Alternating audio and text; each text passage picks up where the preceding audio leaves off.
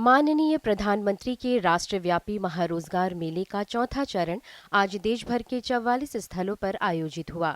44 स्थानों में से अंडमान निकोबार द्वीप समूह भी एक है। श्री विजयपुरम में आज रोजगार मेला आयोजित किया गया। दी ब्राइट के सभागार में आयोजित रोजगार मेले में माननीय कोयला और खान राज्य मंत्री सतीश चंद्र दुबे मुख्य अतिथि थे, जबकि सांसद विष्णु पद्रे सम्मानीय अतिथि के तौर पर कार्यक्रम में मौजूद रहे। समारोह में प्रभारी मुख्य सचिव एएसपी एस रवि प्रकाश, प्रभारी डीजीपी सिंधु पिल्लई, पीसीसीएफ संजय सिन्हा, प्रशासन के अधिकारी, रोजगार मेले में नियुक्ति पत्र पाने वाले अभ्यर्थी उपस्थित रहे। समारोह में मुख्य अतिथि माननीय राज्य मंत्री सतीश चंद्र दुबे ने रोजगार मेले का अभ्यर्थियों को संबोधित करते हुए कहा कि यहाँ प्रदान की जाने वाली 1044 रोजगार नियुक्ति प्रमाण पत्रों में से 532 महिला अभ्यर्थी के हैं कि भारत सरकार अंडमान निकोबार की राजधानी का नाम बदल के विजयपुरम किया है। भारत की अपनी पहचान, अपनी इतिहास, अपनी विरासत सदियों से इतनी मजबूत रही है और आगे भी रहेगी। इसका हम सब लोगों का प्रयास रहना चाहिए। लगभग 100 सालों तक हमने संकट का युग देखा है और हम लोग के यहां इस प्रदेश का लोग नाम रखता है काला पानी। भारत की बेटियां अब किसी भी क्षेत्र में पीछे नहीं है। बेटा और बेटी में कोई फर्क नहीं है। ये आदरणीय मोदी जी का सरकार का सोचा समझा एक व्यवस्था है। आदरणीय मोदी जी के नेतृत्व में 2014 से हम लगातार एक प्रधान सेवक के रूप में एक गरीब का बेटा, एक चाय बेचने वाला का बेटा, एक अति पिछड़ा का बेटा जब देश का नेतृत्व करने के लिए कमान प्रधान सेवक के रूप में पदस्थापित होते हैं तो उनका एक विषय था। आपको याद होगा कि प्रधानमंत्री जी जब लोकतंत्र के सबसे बड़ा मंदिर लोकसभा में प्रथम दिन जा रहे थे तो उन्होंने कहा था कि मेरी सरकार सबके लिए सरकार होगी। सभी वर्ग को एक सूत्र में बांधकर एक प्रधान सेवक के रूप में हम काम करेंगे। इसके बाद माननीय प्रधानमंत्री के महारोजगार मेले का सीधा प्रसारण सभागार में दिखाया गया। नई दिल्ली में आयोजित समारोह में सबसे पहले राज्य मंत्री जितेंद्र सिंह ने माननीय प्रधानमंत्री का स्वागत करते हुए अपना संबोधन प्रस्तुत किया। रोजगार मेला का ये क्रम जो आपकी प्रेरणा और आपकी कल्पना से 22 अक्टूबर 2022 को प्रारंभ किया गया था, उसका एक और आयोजन, एक और किस्त लेकर के हम आज फिर से आपके सामने उपस्थित हैं। हर बार की तरह आज भी आपने अपने बहुमूल्य समय से कुछ एक पल निकाल करके हमारे बीच रह करके हमारी हौसला अफजाई की है। आपका बहुत बहुत आभार। हर बार की तरह आज भी देश के भिन्न भिन्न क्षेत्रों से 40 स्थान इस कार्यक्रम से जुड़ चुके हैं जो आपका संबोधन सुनने के लिए मुंतजर है। हर बार की तरह इस बार भी आपके द्वारा बटन दबाते ही एक ही वक्त में 51,000 से अधिक नियुक्ति पत्र जारी कर दिए जाएंगे, जिनको प्राप्त करने वाले उम्मीदवार भारत के भिन्न भिन्न राज्यों एवं केंद्र शासित प्रदेशों में फैले हुए हैं।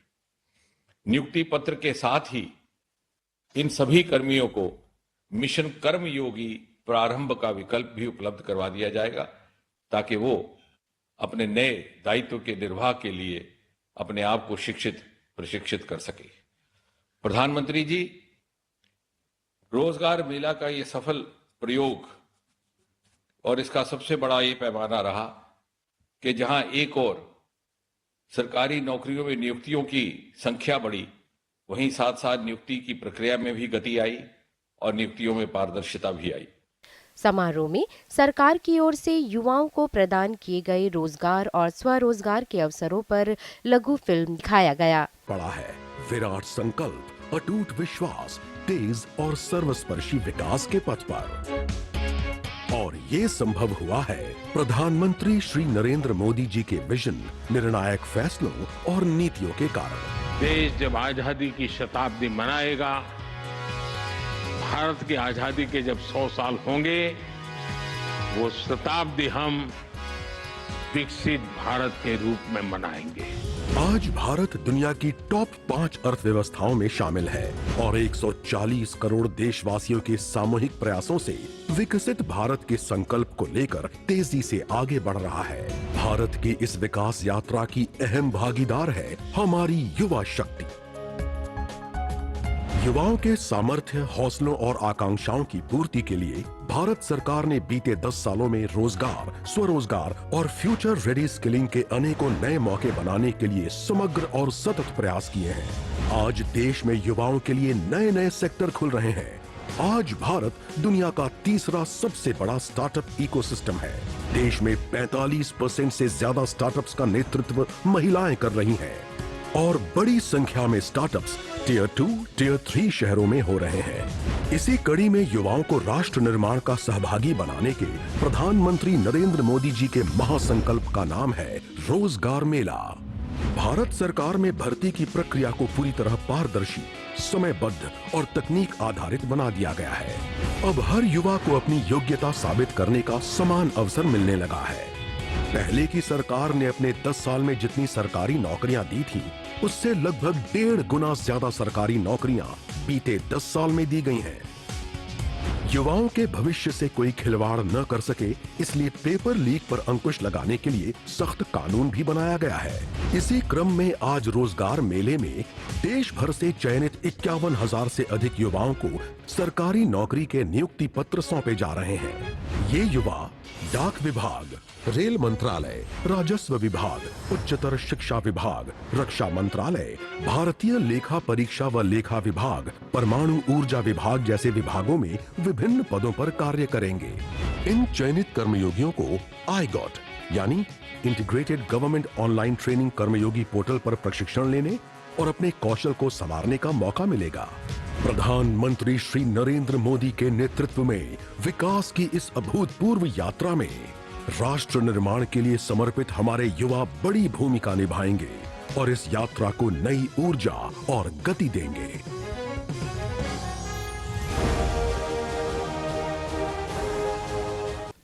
माननीय प्रधानमंत्री ने महारोजगार मेले में 51,000 नियुक्ति पत्रों के वितरण का उद्घाटन किया।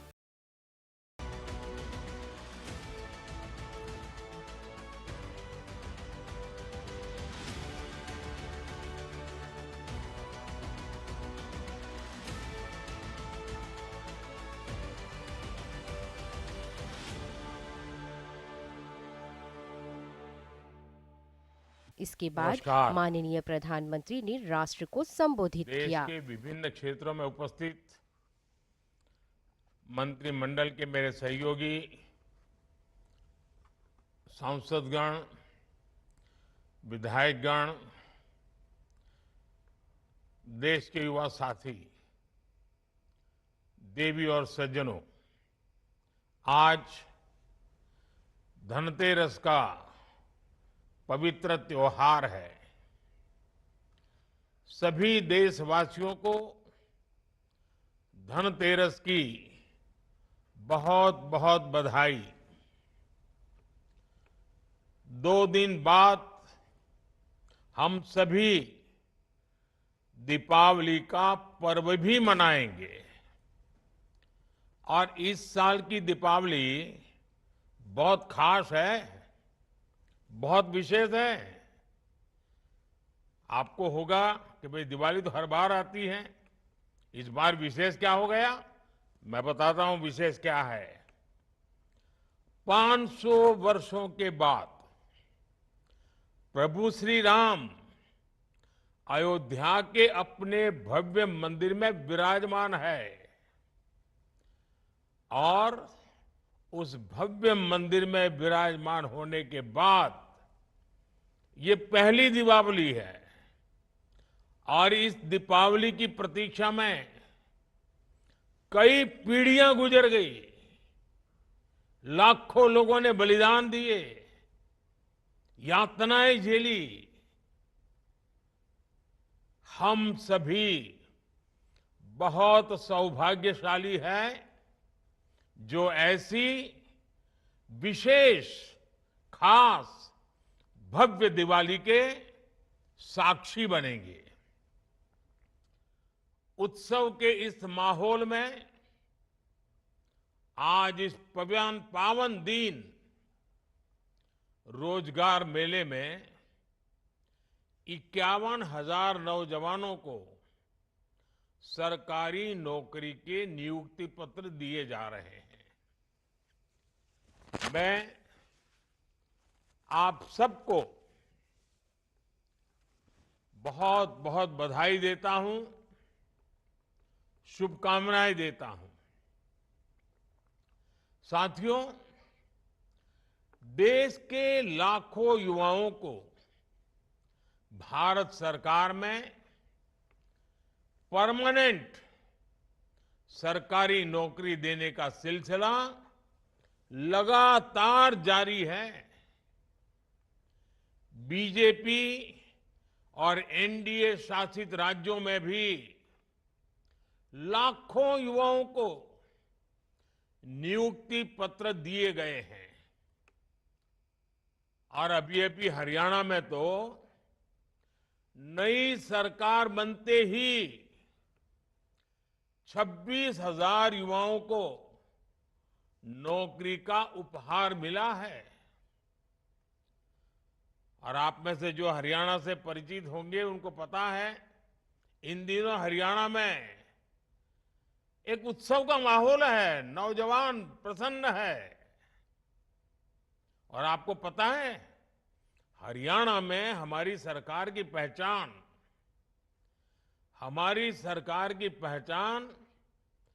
विशेष पहचान है। वहां की सरकार की पहचान है, वो नौकरी देती तो है लेकिन बिना खर्ची, बिना पर्ची वहां नौकरी देती है। मैं आज हरियाणा सरकार में नियुक्ति पत्र पाने वाले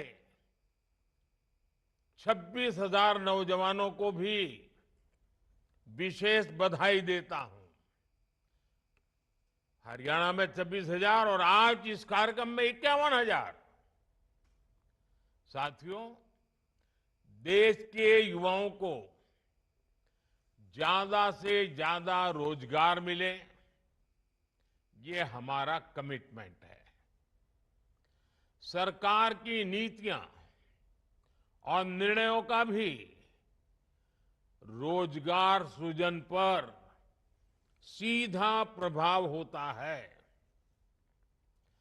आज expressway, highway, road, rail, port, airport, fibre line बिछाने का काम, देश के कोने कोने में मोबाइल टावर लगाने का काम, नए नए उद्योगों का विस्तार, देश के कोने कोने तक, कोने कोने में हो रहा है। नए इंडस्ट्रियल शहर बनाए जा रहे हैं। पानी की पाइपलाइन, गैस की पाइपलाइनें बिछाई जा रही है। बड़ी संख्या में स्कूल, कॉलेज, यूनिवर्सिटी खोले जा रहे हैं। इंफ्रास्ट्रक्चर पर पैसे खर्च कर सरकार लॉजिस्टिक्स की लागत कम करने की कोशिश कर रही है। इन सारे कामों से देश के लोगों को सुविधा तो मिल ही रही है, लेकिन साथ साथ करोड़ों की संख्या में रोजगार के भी नए मौके बन रहे हैं। साथियों, अभी कल ही मैं वडोदरा में था। वहां मुझे डिफेंस सेक्टर के लिए एयरक्राफ्ट बनाने वाली फैक्ट्री का उद्घाटन करने का अवसर मिला। इस फैक्ट्री में हजारों लोगों को प्रत्यक्ष रूप से रोजगार मिलेगा, लेकिन नौकरी के जितने अवसर तैयार होंगे उससे कहीं ज्यादा एयरक्राफ्ट के लिए जो स्पेयर पार्ट चाहिए, वो स्पेयर पार्ट बनाने के लिए बहुत सारे छोटे छोटे छोटे कारखानों की जाल जरूर बनेगी। बहुत सारे छोटे छोटे कारखानों से उसको बना करके सप्लाई किया जाएगा। ये पार्ट्स देश के कोने कोने में हमारे जो एमएसएमई है ना, वो बनाएंगे। नए एमएसएमई आएंगे। एक एयरक्राफ्ट में 15 से 25 हजार तक छोटे बड़े पुर्जे होते हैं, पार्ट्स होते हैं। यानी एक एक फैक्ट्री की डिमांड पूरी करने के लिए देश भर की हजारों छोटी बड़ी फैक्ट्रियां सक्रिय रहेगी।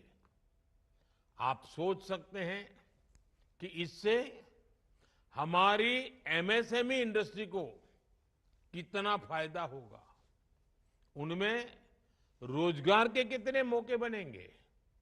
साथियों, आज जब हम कोई योजना लॉन्च करते हैं तो हमारा फोकस सिर्फ लोगों को मिलने वाले लाभ पर ही होता है, ऐसा नहीं है। हम बहुत बड़े दायरे में सोचते हैं, बल्कि हम उसके माध्यम से रोजगार सृजन का पूरा इकोसिस्टम भी डेवलप करते हैं। जैसे पीएम सूर्यघर मुफ्त बिजली योजना। अब यूं तो लगता है कि अब लोगों को मुफ्त बिजली मिले, इसके लिए योजना आई है, लेकिन उसकी बारीकी में जाएंगे तो क्या दिखेगा। अब देखिए, पिछले 6 महीने में 1.25 करोड़ 1.5 करोड़ करीब करीब लोगों ने, ग्राहकों ने इस योजना के लिए अपना रजिस्ट्रेशन कराया है। 9,000 से ज्यादा वेंडर्स योजना के साथ जुड़ चुके हैं, जो ये फिटिंग का काम करेंगे। 5 लाख से ज्यादा घरों में सोलर पैनल लगाए जा चुके हैं। आने वाले दिनों में इस योजना के तहत एक मॉडल के रूप में देश के अलग अलग कोने में 800 सोलर विलेज बनाने की तैयारी है। अब तक 30,000 लोगों ने रूफटॉप पर सोलर इंस्टॉलेशन की ट्रेनिंग ली है। यानी इस एक योजना ने मैन्युफैक्चरर्स, वेंडर्स, असेंबलर्स और रिपेयरर्स के लिए रोजगार के लाखों नए अवसर तैयार कर दिए हैं। पीएम सूर्यघर मुफ्त बिजली योजना से देश में रोजगार के लाखों नए अवसर बनने जा रहे हैं। साथियों, मैं एक और उदाहरण देता हूं आपको। और मैं आज छोटे छोटे गांव से जुड़े उदाहरण दे रहा हूं आपको। अब खादी की चर्चा तो हमारे देश में आजादी के समय से हो रही है, लेकिन आज खादी ग्रामोद्योग क्या कमाल कर रहा है। पिछले 10 वर्षों में हमारी सरकार की नीतियों ने खादी ग्रामोद्योग इसकी पूरी तस्वीर ही बदल दी है। और तस्वीर ही बदली ऐसा नहीं है, गांव के इस काम से जुड़े लोगों की तकदीर भी बदल दी है। आज 1 साल में खादी ग्रामोद्योग 1.5 लाख करोड़ रुपए से ज्यादा का कारोबार कर रहा है। अगर 10 साल पहले की स्थिति से तुलना करें, जैसे अभी डॉक्टर जितेंद्र सिंह जी सरकारी नौकरी के पुराने और नई सरकार के आंकड़े दे रहे थे, कितने चौंकाने वाले थे आप देखिए। मैं यहां एक और बात बता रहा हूं, अगर हम यूपीए की और एनडीए की सरकार की तुलना करें खादी के संबंध में, तो आज खादी की बिक्री यूपीए की सरकार से 400% तक ज्यादा बढ़ गई है।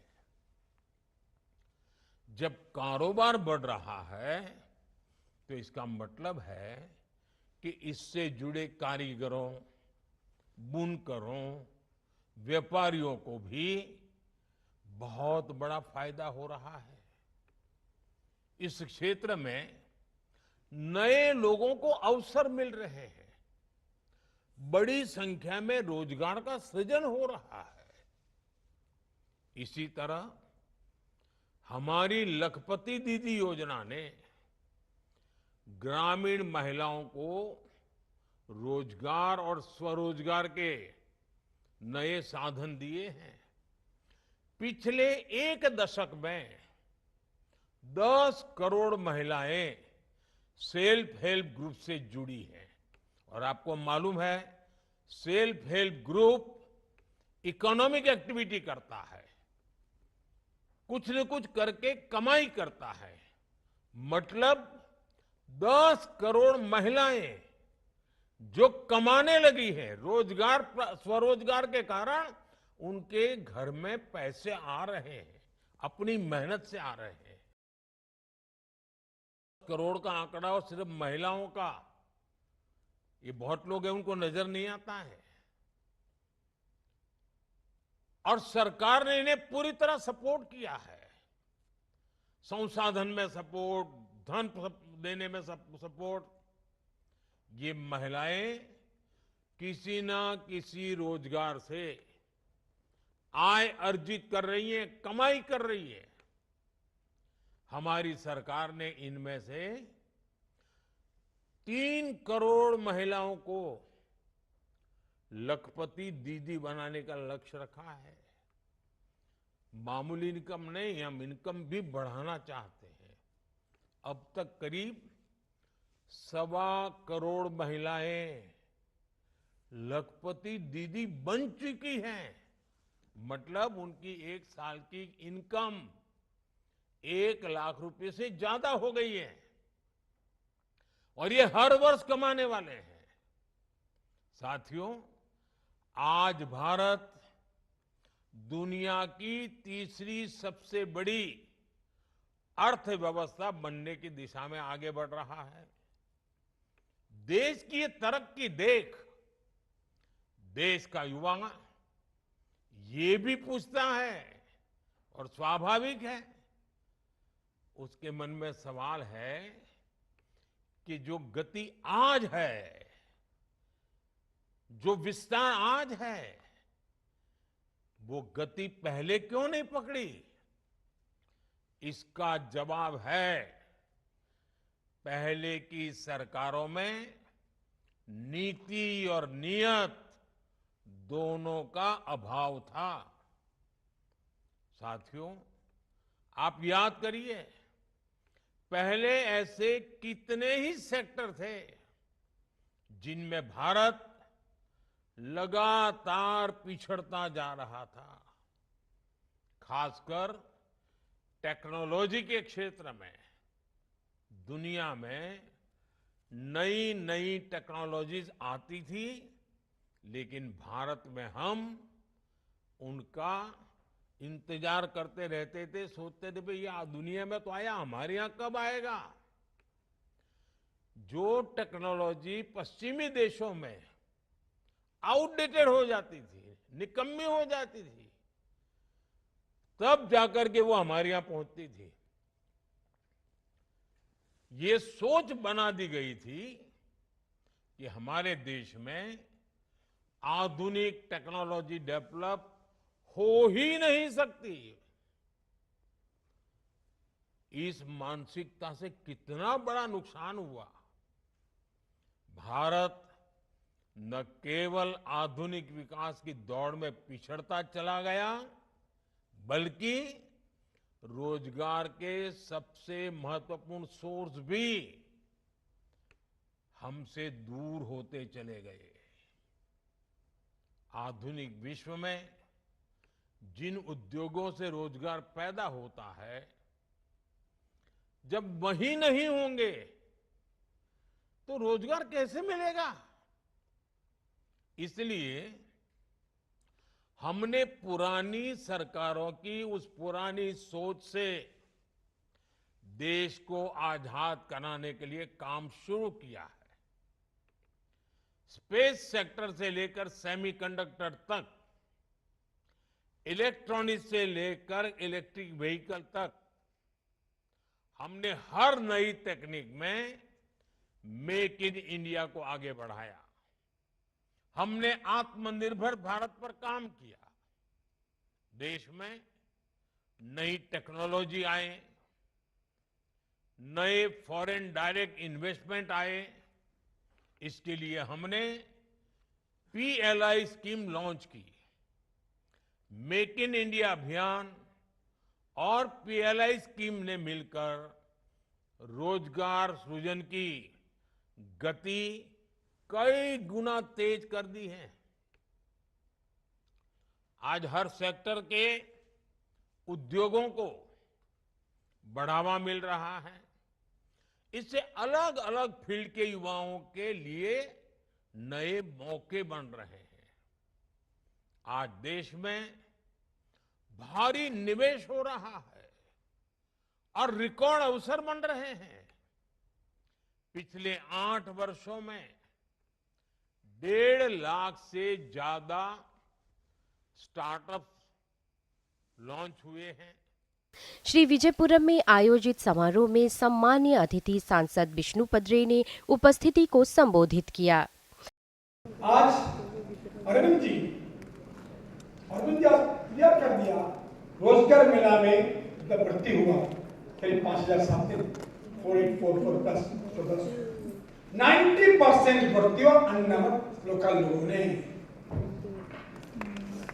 90% मदद करूंगा मैडम जी को, अभिशास को। दिल में ख्वाहिश है डोमिसाइल लॉ अंडमान लाने के लिए मदद करते हो। नाता मेरा मुझसे अच्छा, भारत सरकार में नाता मेरा पूरा अच्छा है, नाते अच्छा है। आप मदद करने से मैं पूरा करने की कोशिश करूंगा। कार्यक्रम में माननीय राज्य मंत्री सहित विशिष्ट अतिथियों ने अभ्यर्थियों में रोजगार नियुक्ति प्रमाण पत्रों का वितरण किया। Constable BHF Forest and Environment, Taslim Yusuf, Directorate of Education,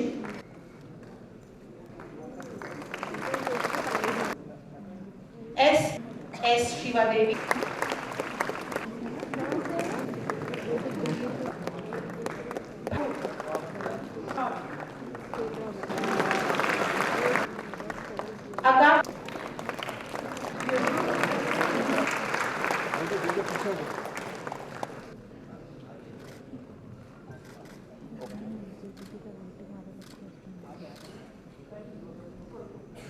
अंत में सचिव के धन्यवाद ज्ञापन के साथ रोजगार मेला समारोह संपन्न हुआ।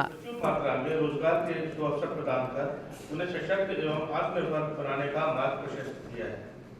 यह शुभ अवसर है कि धन्यवाद प्रकट करने का, जब हमारे बीच भारत के माननीय कोयला एवं खान राज्य मंत्री श्री सतीश चंद्र द्विवेदी जी ने स्वयं इन शहीदों की पावन भूमि पर पधारकर हमें खिताब किया है। महोदय, अंडमान तथा निकोबार द्वीप वासियों की ओर से मैं विनम्र भाव से आपका धन्यवाद करता हूँ।